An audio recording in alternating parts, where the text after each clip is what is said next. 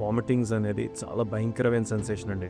ఇది ప్రతిసారి food poisoning వల్ల అయి ఉండకపోవచ్చు. సో ఆ వామిటింగ్ సెన్సేషన్ దేని వల్ల వస్తుందో మనం డిస్కస్ చేద్దాం. నేను డాక్టర్ కళ్యాణ్ పెద్దాడ, యూకేలో కన్సల్టెంట్ గ్యాస్ట్రోఎంట్రాలజిస్ట్ ని.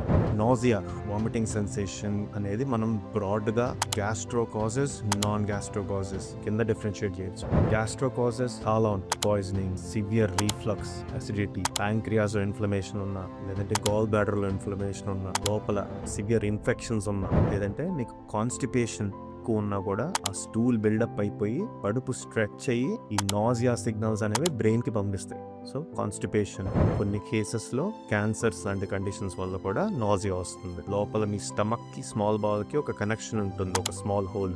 ఆ హోల్ చిన్నగా ఉన్నా కూడా అగైన్ దీనికి కాజెస్ చాలా ఉంటాయి. దీనివల్ల కూడా నాజియా అనేది రావచ్చు.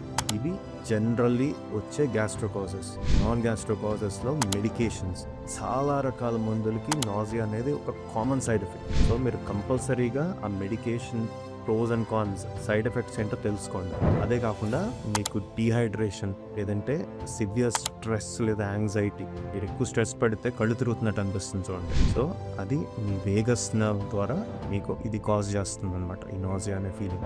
గ్యాస్ట్రో కాజెస్ ఇవి. నాన్ గ్యాస్ట్రో కాజెస్ వేరే వీడియోలో డిస్కస్ చేద్దాం. హెల్త్ జాగ్రత్త, మంచి కంటెంట్తో మళ్ళగలుగుతాం.